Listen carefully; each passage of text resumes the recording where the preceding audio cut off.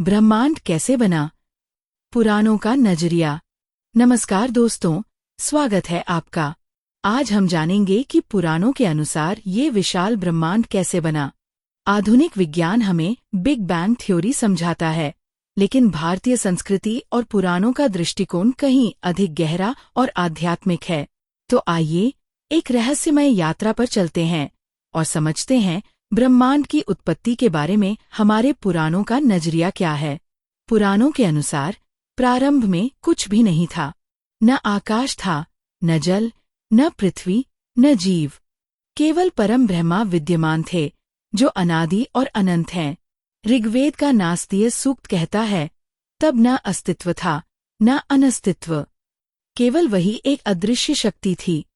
यानी सृष्टि की शुरुआत शून्य से हुई, लेकिन उस शून्य में भी दिव्य चेतना छिपी हुई थी। जब सब कुछ शून्य था, तब भगवान विष्णु क्षीर सागर में शेषनाग पर शयन कर रहे थे। उनकी नाभि से एक कमल प्रकट हुआ। उस कमल से ब्रह्मा जी का जन्म हुआ। यही कमल हिरण्यगर्भ कहलाया, ब्रह्मांड का बीज। ब्रह्मा जी को सृष्टि रचना का कार्य सौंपा गया और यहीं से आरंभ हुआ सृष्टि का अद्भुत क्रम। ब्रह्मा जी ने सबसे पहले रचे पंचमहाभूत: आकाश, वायु, अग्नि, जल और पृथ्वी। इन्हीं 5 तत्वों से पूरा ब्रह्मांड बना। आकाश से मिला स्थान, वायु से गति, अग्नि से ऊर्जा और प्रकाश, जल से जीवन और पृथ्वी से स्थिरता। यानी यह संपूर्ण ब्रह्मांड इन्हीं पंचमहाभूतों का अद्भुत संगम है।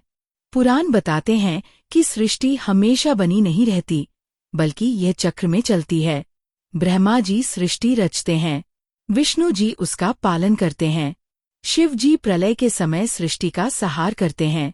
जब शिव तांडव करते हैं तो सारी सृष्टि लीन हो जाती है।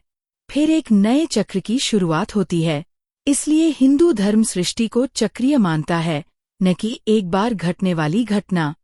पुराणों में समय की गणना भी अद्भुत है। एक कल्प यानी ब्रह्मा का एक दिन 4.32 अरब मानव वर्षों के बराबर है। उतने ही वर्षों की होती है उनकी एक रात्रि। 14 मनवंतर मिलकर एक कल्प बनता है और ब्रह्मा का जीवन 100 वर्ष माना गया है।